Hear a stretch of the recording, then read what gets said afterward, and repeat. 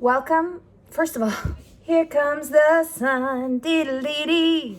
Here comes the sun, and I say, about fucking time, dee-dee-dee-dee-dee-dee-dee-dee-dee-dee-dee-dee. No wonder the Beatles wrote that song. They're from Liverpool. It's no wonder. I didn't realize how brutal it was going to be without the sun. You would think that I would know that, having led tours to Scotland, England, and Ireland for several years now. And I've been coming here since 2001, but I'm usually here in really great weather, like now, August, but also May and June. And even when it's been rainy, when I've been here, it's been a mix, such a mix that, well, also I was never under quarantine either, so let's just be honest that it's also the result of being locked up, and gray is straining. Hi. I just wanted to check in and let you know that we're almost all the way through our quarantine. Gosh, the light is so strong, I can almost not talk to you guys. Maybe through one eye. There we go, because I'm too lazy to move. I'm too lazy. My phone is set up here. It's on the perfect little stand, and if I move, maybe I should do that. Maybe I should put on my shades. Isn't that the weirdest thing? How many people have ever said that in Scotland? Maybe I should put on my shades inside. Like, never? Really, this is just this is not a complaint session against the sun. This is a lust session with the sun. And a little public service announcement for the whoosh, for those following the whoosh, for those daring enough to follow the whoosh.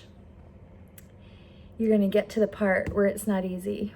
You're going to get to the part where you listened and you took action, and now you're like, what the royal shenanigans is this? I've been in this place many times. I would expect that I would be far more expert in relaxing and surrendering.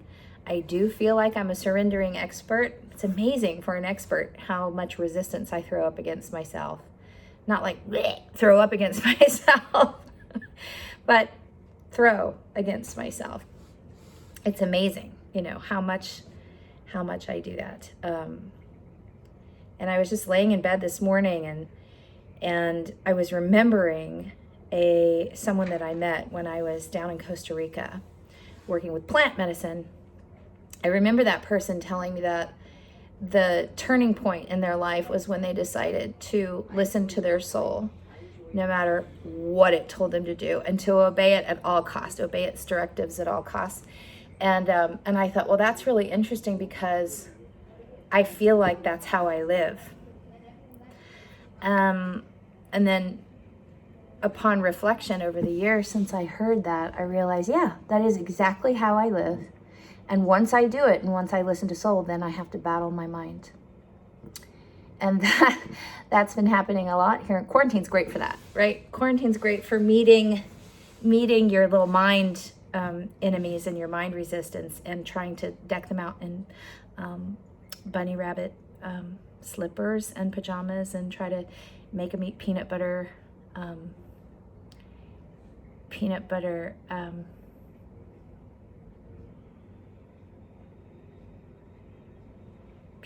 what? I want to feed them something sweet with peanut butter. Like, I don't think there's a name for those things that they fed us in grade school that were like kind of like a peanut butter fudge, and then there was chocolate on the top, and those suckers were so good. So when my mind starts at me and it's being really chaotic and it's throwing up all kinds of resistance, I just want to take my resistance and put fuzzy slippers on it with bunny ears, and put it in cozy pajamas, and like just force feed it these delicious little peanut butter chocolate snacks. Reese's peanut butter cups, that'll work. What the hell? You want to give them a peanut butter snack and befriend them cozy them and comfort them so that they don't get in the way of your whoosh and they don't get in the way of you listening for the next step. And that's the only thing I wanted to say, is that I woke up this morning and I was so ruminating on what the fuck.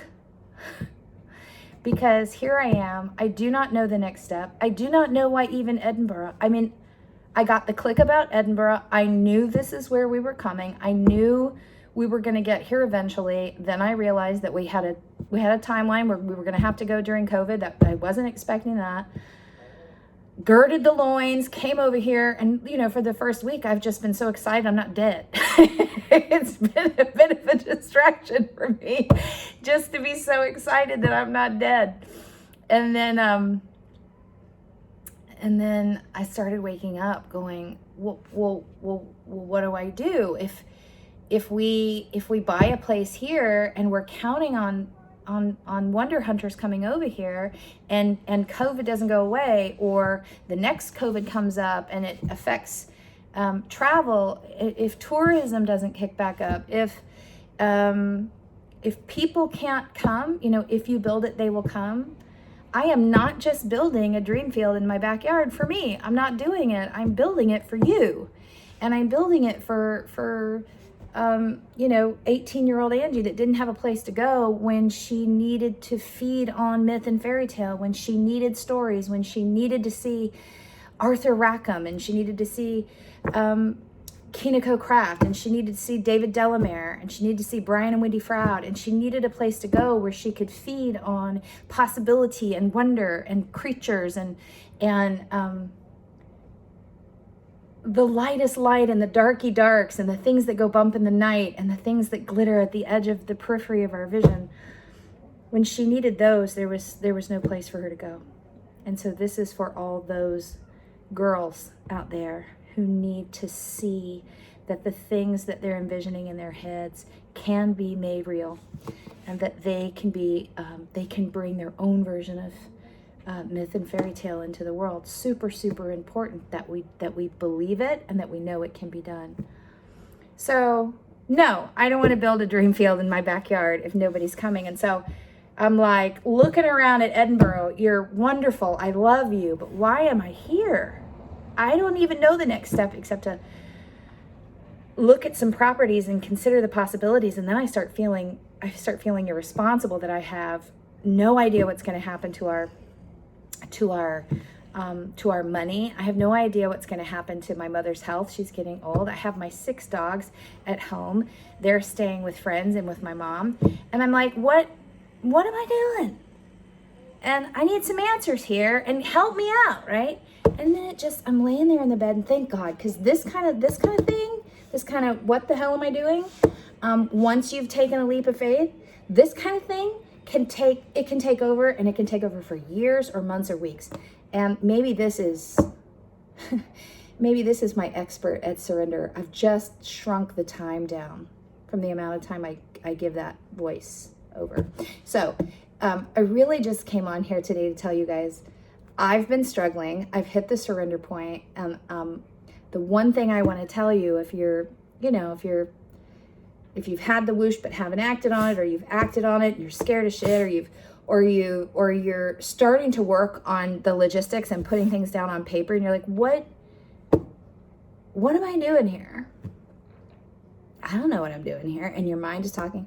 I just want to tell you that I think that the thing that goes hand in hand with the whoosh, just like this, is being comfortable in uncertainty and not knowing where you're going to go, not knowing the next step, and then just trusting that it's going to show up. I know that's a tall order. It's a tall order for me, and I've been practicing it for half my life. So there's no promises here, and there's no shortcuts. And I pull a lot of my internal fortitude. Okay, so I was just about to say I pull a lot of my internal fortitude from you. So when I get your emails, when I get your comments, when I get your calls, when I get your messages and you talk to me, it reinstills my faith. It gives some juicy sunshine to my soul and to my spine. But I also have to tell you that and I'll talk to you about this next time, because I just wanted to tell you about uncertainty and kind of how uncertainty is your new certainty. Uncertainty is my new certainty. And if I'm not living every day with my hands like this, I'm not really living, because I'm limiting myself to the known. What a small fucking place to live. I mean, given the option, most of us want to know, and we want to at least see a trajectory. But as big and wide as that trajectory can be, how much smaller is it to the universe, to all possibility? And if possibility and the unseen is my partner, then this is where I need to get comfortable. I need to get comfortable with uncomfortability, and I need to get certain about my uncertainty. And that was the other thing I was going to say. I get so much juice from you guys, and so I hope you keep those comments coming, and I hope you keep those emails coming, and I hope actually to turn this little vloggy thing, this diary thing, into a conversation with you guys. I hope you'll write me with your ideas and thoughts and questions, because I'd like to get on camera with some of you and do some Q&A, some live Q&A about dream building and dream pursuing, and passion dunking, inspiration whirling, fear boxing.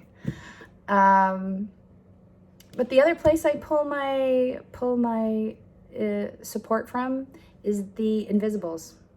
The beings and the energies that are in the unseen give me a lot of sustenance, and it's my own fault. It's my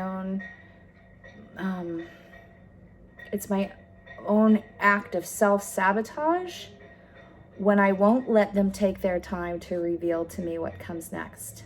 When I demand to know, and I demand to see, when I go, what the fuck? And I have no patience for knowing that the next dip will come, the next that's self-sabotage, because they're always there, and they're always willing to communicate, and they're always willing to support me, and I don't even know what or who they are per se. Some people will call them angels, some will call them fairies. I often see animals, my spirit animals.